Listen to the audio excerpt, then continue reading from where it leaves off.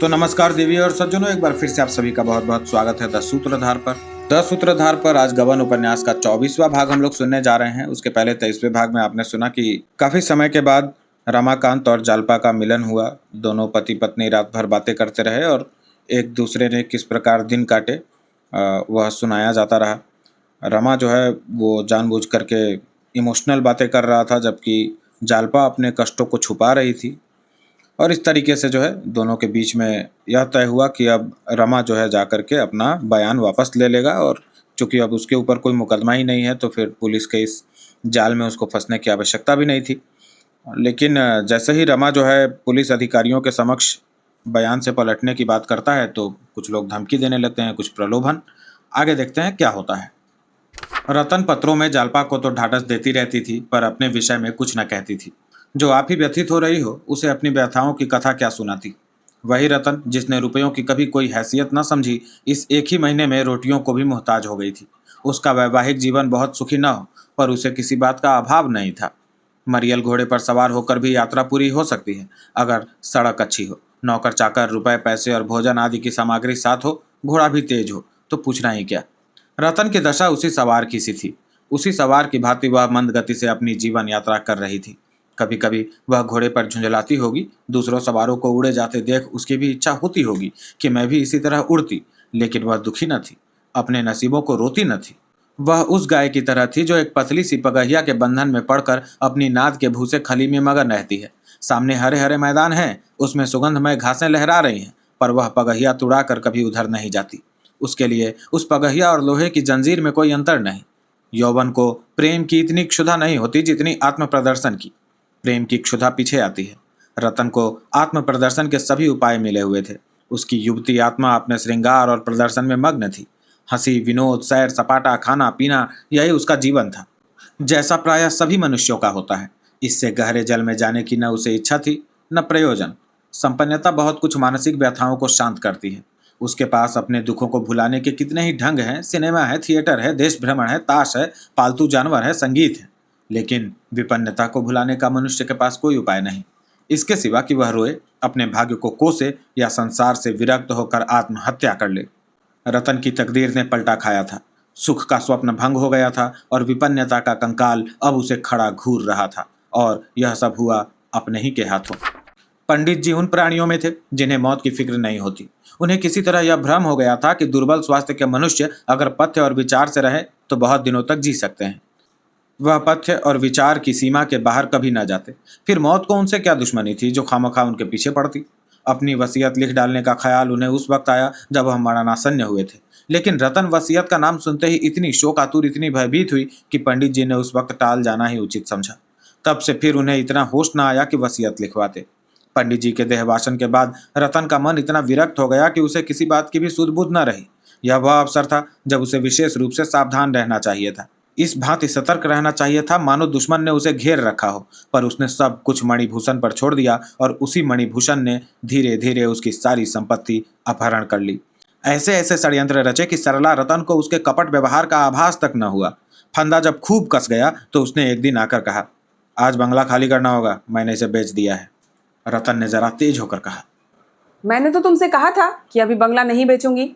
मणिभूषण ने विनय का आभरण उतार कर फेंका और त्योरी चढ़ाकर बोला, आप में बातें भूल जाने की बुरी आदत है। इसी कमरे में मैंने आपसे यह जिक्र किया था और आपने हामी भरी थी। जब मैंने बेच दिया तो आप यह स्वांग खड़ा कर रही हैं। बंगला आज खाली करना होगा और आपको मेरे साथ चलना होगा। मैं अभी यहीं रहना चाहती हूँ। मैं आपको यहाँ नहीं रहने दूंगा। मैं तुम्हारी लौंडी नहीं हूँ। आपकी रक्षा का भार मेरे ऊपर है। अपने कुल की मर्यादा रक्षा के लिए मैं आपको अपने साथ ले जाऊंगा। रतन ने होंठ चबाकर कहा, मैं अपनी मर्यादा की रक्षा आप कर सकती हूँ, तुम्हारी मदद की जरूरत नहीं। मेरी मर्जी के बगैर तुम यहाँ की कोई चीज नहीं बेच सकते। मणिभूषण ने वज्र सा मारा, आपका इस घर पर और चाचा जी की संपत्ति पर कोई अधिकार नहीं। वह मेरी संपत्ति है। आप मुझसे केवल गुजारे का सवाल कर सकती हैं। रतन ने विस्मित होकर कहा, तुम कुछ भंग तो नहीं खा गए हो? मणिभूषण ने कठोर स्वर में कहा, मैं इतनी भंग नहीं खाता कि बेसिर पैर की बातें करने लगूं। आप तो पढ़ी लिखी हैं, एक बड़े वकील की धर्मपत्नी, कानून की बहुत सी बातें जानती होंगी। सम्मिलित परिवार में विधवा का अपने पुरुष की संपत्ति पर कोई अधिकार नहीं होता। चाचा जी और मेरे पिताजी में कोई अलगौझा नहीं हुआ। चाचा जी यहाँ थे, हम लोग इंदौर में थे, पर इससे यह नहीं सिद्ध होता कि हम में अलगौझा था। अगर चाचा अपनी संपत्ति आपको देना चाहते तो कोई वसीयत अवश्य लिख जाते, और यद्यपि वह वसीयत कानून के अनुसार कोई चीज न होती, पर हम उसका सम्मान करते। उनका कोई वसीयत न करना साबित करता है कि वह कानून के साधारण व्यवहार में कोई बाधा न डालना चाहते थे। आज आपको बंगला खाली करना होगा, मोटर और अन्य वस्तुएं भी नीलाम कर दी जाएंगी। आपकी इच्छा हो मेरे साथ चलें या रहें। यहाँ रहने के लिए आपको 10-11 रुपए का मकान काफी होगा। गुजारे के लिए 50 रुपए महीने का प्रबंध मैंने कर दिया है। लेना देना चुका देने के बाद इससे ज्यादा की गुंजाइश ही नहीं। रतन ने कोई जवाब न दिया। कुछ देर वह हतबुद्धि सी बैठी रही, फिर मोटर मंगवाई और सारे दिन वकीलों के पास दौड़ती रही। पंडित जी के कितने ही वकील मित्र थे, सभी ने उसका वृत्तांत सुनकर खेद प्रकट किया और वकील साहब के वसीयत न लिख जाने पर हैरत करते रहे। अब उसके लिए एक ही उपाय था, वह यह सिद्ध करने की चेष्टा करे कि वकील साहब और उनके भाई में अलहदगी हो गई थी। अगर यह सिद्ध हो गया, और सिद्ध हो जाना बिल्कुल आसान था, तो रतन उस संपत्ति की स्वामिनी हो जाएगी। अगर वह यह सिद्ध न कर सकी तो उसके लिए कोई चारा नहीं था। अभागिनी रतन लौट आई। उसने निश्चय किया कि जो कुछ मेरा नहीं है उसे लेने के लिए मैं झूठ का आश्रय नहीं लूंगी, किसी तरह नहीं। मगर ऐसा कानून बनाया किसने? क्या स्त्री इतनी नीच, इतनी तुच्छ, इतनी नगण्य है? क्यों? दिन भर रतन चिंता में डूबी मौन सी बैठी रही। इतने दिनों वो अपने को इस घर की स्वामिनी समझती रही। कितनी बड़ी भूल थी। पति के जीवन में जो लोग उसका मुंह ताकते थे, वे आज उसके भाग्य के विधाता हो गए। यह घोर अपमान रतन जैसी माननीय स्त्री के लिए असहाय था। माना कमाई पंडित जी की थी, पर यह गांव तो उसी ने खरीदा था। इनमें से कई मकान तो उसके सामने ही बने थे। उसने यह एक क्षण के लिए भी न ख्याल किया था कि एक दिन यह जायदाद मेरी जीविका का आधार होगी। इतनी भविष्य चिंता वह कर ही न सकती थी। उसे इस जायदाद के खरीदने में, उसके संवारने और सजाने में वही आनंद आता था जो माता अपनी संतान को फलते फलते देख कर पाती है। उसमें स्वार्थ का भाव नहीं था, केवल अपनेपन का गर्व था, वही ममता थी। पर पति की आंखें बंद होते ही उसके पाले और गोद के खिलाए बालक भी उसकी गोद से छीन लिए गए। उसका उन पर कोई अधिकार नहीं। अगर वह जानती कि एक दिन यह कठिन समस्या उसके सामने आएगी तो वह चाहे रुपए को लुटा देती या दान कर देती, पर संपत्ति की कील अपनी छाती पर न गाड़ती। पंडित जी की ऐसी कौन बहुत बड़ी आमदनी थी? क्या गर्मियों में वह शिमले न जा सकती थी? क्या 2-4 और नौकर नहीं रखे जा सकते थे? अगर वह गहने ही बनवाती तो एक एक मकान के मूल्य का एक एक गहना बनवा सकती थी। पर उसने इन बातों को कभी उचित सीमा से आगे न बढ़ने दिया। केवल यही स्वप्न देखने के लिए, यही स्वप्न, इसके सिवा और था ही क्या? जो कल उसका था उसकी ओर आज आंखें उठाकर वह देख नहीं सकती थी। कितना महंगा था वह स्वप्न। वह अब अनाथिनी थी। कल तक दूसरों को भीख देती थी, आज उसे खुद भीख मांगनी पड़ेगी, और कोई आश्रय नहीं। पहले भी वह अनाथिनी थी, केवल भ्रमवश अपने को स्वामिनी समझ रही थी। अब उस भ्रम का सहारा भी नहीं रहा। सहसा विचारों ने पलटा खाया। मैं क्यों अपने को अनाथिनी समझ रही हूँ? क्यों दूसरों के द्वार पर भीख मांगू? संसार में लाखों ही स्त्रियां मेहनत मजदूरी करके जीवन का निर्वाह करती हैं। क्या मैं कोई काम नहीं कर सकती? क्या मैं कपड़े नहीं सी सकती? किसी चीज की छोटी मोटी दुकान नहीं कर सकती? लड़के भी पढ़ा सकती हूँ? यही ना होगा, लोग हंसेंगे, मगर मुझे उस हंसी की क्या परवाह। वह मेरी हंसी नहीं है, अपने समाज की हंसी है। शाम को द्वार पर कई ठेले वाले आ गए। मणिभूषण ने आकर कहा, चाची जी, आप जो जो चीजें कहें लदवा कर भिजवा दूं। मैंने एक मकान ठीक कर लिया है। रतन ने कहा, मुझे किसी चीज की जरूरत नहीं, ना तुम मेरे लिए मकान लो। जिस चीज पर मेरा कोई अधिकार नहीं वह मैं हाथ से भी नहीं छू सकती। मैं अपने घर से कुछ लेकर नहीं आई थी, उसी तरह लौट जाऊंगी। मणिभूषण ने लज्जित होकर कहा, आपका सब कुछ है, यह आप कैसे कहती हैं कि आपका कोई अधिकार नहीं? आप वह मकान देख लें, 15 रुपया किराया है। मैं तो समझता हूँ आपको कोई कष्ट नहीं होगा। जो जो चीजें आप कहें मैं पहुंचवा देता हूँ। रतन ने व्यंगमय आंखों से देखकर कहा, तुमने 15 रुपए का मकान मेरे लिए व्यर्थ लिया। इतना बड़ा मकान लेकर मैं क्या करूंगी? मेरे लिए एक कोठरी काफी है, जो 2 रुपए में मिल जाएगी। सोने के लिए जमीन है ही। दया का बोझ सिर पर जितना कम हो उतना ही अच्छा। मणिभूषण ने बड़े विनम्र भाव से कहा, आखिर आप चाहती क्या हैं? उसे कहिए तो। रतन उत्तेजित होकर बोली, मैं कुछ नहीं चाहती। मैं इस घर का एक तिनका भी अपने साथ ना ले जाऊंगी। जिस चीज पर मेरा कोई अधिकार नहीं वह मेरे लिए वैसी ही है जैसे किसी गैर आदमी की चीज। मैं दया की भिखारिनी ना बनूंगी। तुम इन चीजों के अधिकारी हो, ले जाओ। मैं जरा भी बुरा नहीं मानती। दया की चीज ना जबरदस्ती ली जा सकती है, ना जबरदस्ती दी जा सकती है। संसार में हजारों विधवाएं हैं जो मेहनत मजूरी करके अपना निर्वाह कर रही हैं। मैं भी वैसे ही हूँ। मैं भी उसी तरह मजूरी करूंगी, और अगर ना कर सकूंगी तो किसी गड्ढे में डूब मरूंगी। जो अपना पेट भी ना पाल सके उसे जीते रहने का दूसरों पर बोझ बनने का कोई हक नहीं है। यह कहती हुई रतन घर से निकली और द्वार की ओर चली। मणिभूषण ने उसका रास्ता रोककर कहा, अगर आपकी इच्छा न हो तो मैं बंगला अभी न बेचूं। रतन ने जलती हुई आंखों से उसकी ओर देखा। उसका चेहरा तमतमाया हुआ था। आंसुओं के उमड़ते हुए वेग को रोक कर बोली, मैंने कह दिया, इस घर की किसी चीज से मेरा नाता नहीं है। मैं किराए की लौंडी थी। लौंडी का घर से क्या संबंध है? ना जाने किस पापी ने यह कानून बनाया था। अगर ईश्वर कहीं है और उसके यहाँ कोई न्याय होता है तो एक दिन उसी के सामने उस पापी से पूछूंगी, क्या तेरे घर में माँ बहनें ना थी? तुझे उनका अपमान करते लज्जा ना आई? अगर मेरी जबान में इतनी ताकत होती कि सारे देश में उसकी आवाज पहुंचती तो मैं सब स्त्रियों से कहती, बहनों, किसी सम्मिलित परिवार में विवाह मत करना, और अगर करना तो जब तक अपना घर अलग ना बना लो, चैन की नींद मत सोना। यह मत समझो कि तुम्हारे पति के पीछे उस घर में तुम्हारे मान के साथ पालन होगा। अगर तुम्हारे पुरुष ने कोई लड़का नहीं छोड़ा तो तुम अकेली रहो चाहे परिवार में, एक ही बात है। तुम अपमान और मजूरी से नहीं बच सकती। अगर तुम्हारे पुरुष ने कुछ छोड़ा है तो अकेली रहकर तुम उसे भोग सकती हो, परिवार में रहकर तुम्हें उससे हाथ धोना पड़ेगा। परिवार तुम्हारे लिए फूलों की सेज नहीं, कांटों की शैया है। तुम्हारी पार लगाने वाली नौका नहीं, तुम्हें निगल जाने वाली जंतु है। संध्या हो गई थी। गर्द से भरी हुई फागुन की वायु चलने वालों की आंखों में धूल झोंक रही थी। रतन चादर संभालती सड़क पर चलती जा रही थी। रास्ते में कई परिचित स्त्रियों ने उसे टोका, कई ने अपनी मोटर रोक ली और उसे बैठने को कहा, पर रतन को उनकी सहृदयता इस समय बांध सी लग रही थी। वह तेजी से कदम उठाती हुई जालपा के घर चली जा रही थी। आज उसका वास्तविक जीवन आरंभ हुआ था। तो मित्रों, भाग 24 यहाँ समाप्त होता है, और चूंकि यह छोटा सा भाग है तो हम लोग भाग 25 भी आपको लगे हाथ सुना ही देते हैं। सुनिएगा। ठीक 10 बजे जालपा और देवी दीन कचहरी पहुंच गए। दर्शकों की काफी भीड़ थी। ऊपर की गैलरी दर्शकों से भरी हुई थी। कितने ही आदमी बरामदों में और सामने के मैदान में खड़े थे। जालपा ऊपर गैलरी में जा बैठी, देवी दीन बरामदे में खड़ा हो गया। इजलास पर जज साहब के एक तरफ अहलमत था और दूसरी तरफ पुलिस के कई कर्मचारी खड़े थे। सामने कटघरे के बाहर दोनों तरफ के वकील खड़े मुकदमा पेश होने का इंतजार कर रहे थे। मुलजिमों की संख्या 15 से कम न थी। सब कटघरे के बगल में जमीन पर बैठे हुए थे। सभी के हाथों में हथकड़ियां थी, पैरों में बेड़ियां। कोई लेटा था, कोई बैठा, कोई आपस में बातें कर रहा था। 2 पंजे लड़ा रहे थे और 2 में किसी विषय पर बहस हो रही थी। सभी प्रसन्नचित्त थे। घबराहट, निराशा या शोक का किसी के चेहरे पर चिन्ह भी न था। 11 बजते बजते अभियोग की पेशी हुई। पहले जाब्ते की कुछ बातें हुई, फिर 2-1 पुलिस की शहादतें हुई। अंत में कोई 3 बजे रमानाथ गवाहों के कटघरे में लाया गया। दर्शकों में सनसनी सी फैल गई। कोई तंबोली की दुकान से पान खाता हुआ भागा, किसी ने समाचार पत्र को मरोड़कर जेब में रखा और सब इजलास के कमरे में जमा हो गए। जालपा भी संभल कर बारजे में खड़ी हो गई। वह चाहती थी कि एक बार रमा की आंखें उड़ जाती और वह उसे देख लेती, लेकिन रमा सिर झुकाए खड़ा था, मानो वह इधर उधर देखते डर रहा हो। उसके चेहरे का रंग उड़ा हुआ था, कुछ सहमा हुआ, कुछ घबराया हुआ, कुछ घबराया हुआ इस तरह खड़ा था मानो उसे किसी ने बांध रखा है और भागने की कोई राह नहीं है। जालपा का कलेजा धक धक कर रहा था, मानो उसके भाग्य का निर्णय हो रहा हो। रमा का बयान शुरू हुआ। पहला ही वाक्य सुनकर जालपा सिहर उठी। दूसरे वाक्य ने उसकी त्योरियों पर बल डाल दिए। तीसरे वाक्य ने उसके चेहरे का रंग फीका कर दिया और चौथा वाक्य सुनते ही वह एक लंबी सांस खींचकर पीछे रखी हुई कुर्सी पर टिक गई। मगर फिर दिल न माना। जंगले पर झुककर फिर उधर कान लगा दिए। वही पुलिस की सिखाई हुई शहादत थी जिसका आशय वह देवी दिन के मुंह से सुन चुकी थी। अदालत में सन्नाटा छाया हुआ था। जालपा ने कई बार खांसा कि शायद अब भी रमा की आंखें ऊपर उठ जाएं, लेकिन रमा का सिर और भी झुक गया। मालूम नहीं उसने जालपा के खांसने की आवाज पहचान ली या आत्मग्लानि का भाव उदय हो गया। उसका स्वर भी कुछ धीमा हो गया। एक महिला ने जो जालपा के साथ बैठी थी नाक सिकोड़कर कहा, जी चाहता है इस दुष्ट को गोली मार दे।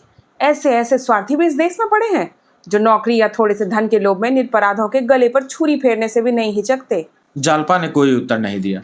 एक दूसरी महिला जो कि आंखों पर ऐनक लगाए हुए थी निराशा के भाव से कहा, इस अभागे देश का ईश्वर ही मालिक है। गवर्नरी तो लाला को कहीं नहीं मिल जाती, अधिक से अधिक कहीं क्लर्क हो जाएंगे। उसी के लिए अपनी आत्मा की हत्या कर रहे हैं। मालूम होता है कोई मर भूखा नीच आदमी है, पल्ले सिरे का कमीना और छिछोरा। तीसरी महिला ने ऐनक वाली देवी से मुस्कुराकर पूछा, आदमी फैशनेबल है और पढ़ा लिखा भी मालूम होता है, भला तुम इसे पा जाओ तो क्या करो? ऐनकबाज देवी ने उदंडता से कहा, नाक काट लूं, बस नखटा बनाकर छोड़ दूं। और जानती हो मैं क्या करूं? नहीं, शायद गोली मार दोगी। ना, गोली ना मारूं, सरे बाजार खड़ा करके 500 जूते लगवाऊं, चांद गंजी हो जाए। उस पर तुम्हें जरा भी दया नहीं आएगी? यह कुछ कम दया है? उसकी पूरी सजा तो यह है कि किसी ऊंची पहाड़ी से ढकेल दिया जाए। अगर यह महाशय अमेरिका में होते तो जिंदा जला दिए जाते। एक वृद्धा ने इन युवतियों का तिरस्कार करके कहा, क्यों व्यर्थ में मुंह खराब करती हो? वह घृणा के योग्य नहीं, दया के योग्य है। देखती नहीं हो उसका चेहरा कैसा पीला हो गया है, जैसे कोई उसका गला दबाए हुए हो। अपनी माँ या बहन को देख ले तो रो पड़े। आदमी दिल का बुरा नहीं है, पुलिस ने धमका कर उसे सीधा किया है। मालूम होता है एक एक शब्द उसके हृदय को चीर चीर कर निकल रहा हो। ऐनक वाली महिला ने व्यंग किया। जब अपने पाँव में कांटा चुभता है तब आह निकलती है। जालपा अब वहां न ठहर सकी। एक एक बात चिंगारी की तरह उसके दिल पर फफोले डाले देती थी। ऐसा जी चाहता था कि इसी वक्त उठकर कह दे, यह महाशय बिल्कुल झूठ बोल रहे हैं, सरासर झूठ, और इसी वक्त इसका सबूत दे दे। वह इस आवेश को पूरे बल से दबाए हुए थी। उसका मन अपनी कायरता पर उसे धिक्कार रहा था। क्यों वह इसी वक्त सारा वृतांत नहीं कह सुनाती? पुलिस उसकी दुश्मन हो जाएगी, हो जाए, कुछ तो अदालत को ख्याल होगा। कौन जाने इन गरीबों की जान बच जाए। जनता को तो मालूम हो जाएगा कि यह झूठी शहादत है। उसके मुंह से एक बार आवाज निकलते निकलते रह गई। परिणाम के भय ने उसकी जबान पकड़ ली। आखिर उसने वहां से उठ चले जाने में ही कुशल समझी। देवी दीन उसे उतरते देखकर बरामदे में चला आया और दया से सने हुए स्वर में बोला, क्या घर चलती हो बहू जी? जालपा ने आंसुओं के वेग को रोक कर कहा, हाँ, यहाँ अब नहीं बैठा जाता। अहाते के बाहर निकलकर देवी दीन ने जालपा को सांत्वना देने के इरादे से कहा, अब पुलिस ने जिसे एक बार बूटी सुंघा दी, उस पर किसी दूसरी चीज का असर नहीं हो सकता। जालपा ने घृणा भाव से कहा, यह सब कायरों के लिए है। कुछ दूर दोनों चुपचाप चलते रहे। सहसा जालपा ने कहा, क्यों दादा, अब और तो कहीं अपील ना होगी? कैदियों का यही फैसला हो जाएगा? देवी दीन इस प्रश्न का आशय समझ गया। बोला, नहीं, हाईकोर्ट में अपील हो सकती है। फिर कुछ दूर दोनों चुपचाप चलते रहे। जालपा एक वृक्ष की छाह में खड़ी हो गई और बोली, दादा, मेरा जी चाहता है आज जज साहब से मिलकर सारा हाल कह दूं। शुरू से जो कुछ हुआ है सब कुछ कह सुनाऊं। मैं सबूत दे दूंगी, तब तो मानेंगे। देवी दीन ने आंखें गड़ाकर कहा, जज साहब से? जालपा ने उसकी आंखों से आंखें मिलाकर कहा, हाँ। देवी दीन ने दुविधा में पड़कर कहा, मैं इस बारे में कुछ नहीं कह सकता बहू जी। हाकिम का वास्ता न जाने चित पड़े या पट। जालपा बोली, क्या पुलिस वालों से यह नहीं कह सकता कि तुम्हारा गवाह बनाया हुआ है? कह तो सकता है। तो आज मैं उससे मिलूं। मिल तो लेता है। चलो, दरियाफ्त करेंगे, लेकिन मामला जोखिम है। क्या जोखिम है, बताओ। भैया पर कहीं झूठी गवाही का इल्जाम लगाकर सजा कर दे तो कुछ नहीं, जो जैसा करे वैसा भोगे। देवी दीन ने जालपा की इस निर्ममता पर चकित होकर कहा, एक दूसरा खटका है, सबसे बड़ा डर उसी का है। जालपा ने उद्दत भाव से पूछा, वह क्या? देवी दीन, पुलिस वाले बड़े कायर होते हैं। किसी का अपमान कर डालना तो इनकी दिल लगी है। जज साहब पुलिस कमिश्नर को बुलाकर यह सब हाल कहेंगे जरूर। कमिश्नर सोचेंगे कि यह औरत सारा खेल बिगाड़ रही है, इसी को गिरफ्तार करो। जज अंग्रेज होता तो निडर होकर पुलिस की तंबीह करता। हमारे भाई तो ऐसे मुकदमों में चूक करते डरते हैं कि कहीं हमारे ही ऊपर न बगावत का इल्जाम लग जाए। यही बात है। जज साहब पुलिस कमिश्नर से जरूर कह सुनावेंगे। फिर यह तो ना होगा कि मुकदमा उठा लिया जाए, यही होगा कि कलई न खुलने पावे। कौन जाने तुम्ही को गिरफ्तार कर लें। कभी कभी जब गवाह बदलने लगता है या कलई खोलने पर उतारू हो जाता है तो पुलिस वाले उसके घर वालों को दबाते हैं। इनकी माया अपरंपार है। जालपा सहम उठी। अपनी गिरफ्तारी का उसे भय नहीं था, लेकिन कहीं पुलिस वाले रमा पर अत्याचार न करें, इस भय ने उसे कातर कर दिया। उसे इस समय ऐसी थकान मालूम हुई मानो सैकड़ों कोस की मंजिल मार कर आई हो। उसका सारा सत्साहस बर्फ के समान पिघल गया। कुछ दूर आगे चलने के बाद उसने देवी दीन से पूछा, अब तो उनसे मुलाकात ना हो सकेगी। भैया से? हाँ। किसी तरह नहीं। पहरा और कड़ा कर दिया गया होगा। चाहे उस बंगले को ही छोड़ दिया हो। और अब उनसे मुलाकात हो भी गई तो क्या फ़ायदा। अब किसी तरह अपना बयान नहीं बदल सकते। दरोग हल्फी में फंस जाएंगे। कुछ दूर और चलकर जालपा ने फिर कहा, मैं सोचती हूँ घर चली जाऊँ। यहाँ रहकर अब क्या करूँगी? देवी दीन ने करुणा भरी आंखों से उसे देखकर कहा, नहीं बहू, अभी मैं न जाने दूंगा। तुम्हारे बिना अब हमारा यहाँ पल भर भी जीना लगेगा। बुढ़िया तो रो रो कर परान दे देगी। अभी यहाँ रहो, देखो क्या फैसला होता है। भैया को मैं इतना कच्चे दिल का आदमी नहीं समझता था। तुम लोगों की बिरादरी में सभी सरकारी नौकरी पर जान देते हैं। मुझे तो कोई 100 रुपया भी तलब दे तो नौकरी ना करूँ। अपने रोजगार की बात ही दूसरी है। इसमें आदमी कभी थकता ही नहीं। नौकरी में जहाँ 5 से 6 घंटे हुए कि देह टूटने लगी, जमाइयाँ आने लगती हैं। रास्ते में और कोई बातचीत नहीं हुई। जालपा का मन अपनी हार मानने के लिए किसी तरह राजी ना होता था। वह परास्त होकर भी दर्शक की भांति यह अभिनय देखने से संतुष्ट नहीं हो सकती थी। वह उस अभिनय में सम्मिलित होने और अपना पार्ट खेलने के लिए विवश हो रही थी। क्या एक बार फिर रमा से मुलाकात नहीं होगी? उसके हृदय में उन जलते हुए शब्दों का एक सागर उमड़ रहा था जो वह उससे कहना चाहती थी। उसे रमा पर जरा भी दया नहीं आती थी। उसे रत्ती भर भी सहानुभूति नहीं होती थी।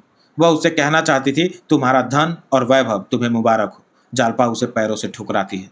तुम्हारे खून से रंगे हुए हाथों के स्पर्श से मेरी देह में छाले पड़ जाएंगे। जिसने धन और पद के लिए अपनी आत्मा बेच दी, उसे मैं मनुष्य नहीं समझती। तुम मनुष्य नहीं हो, पशु हो। पशु भी नहीं हो, कायर हो, कायर।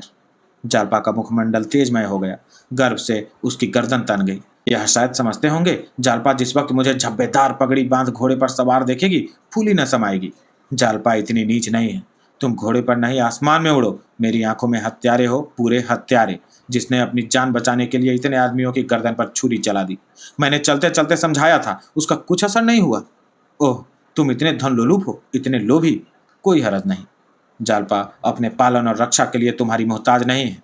इन्हीं संतप्त भावनाओं में डूबी हुई जालपा घर पहुंच गई।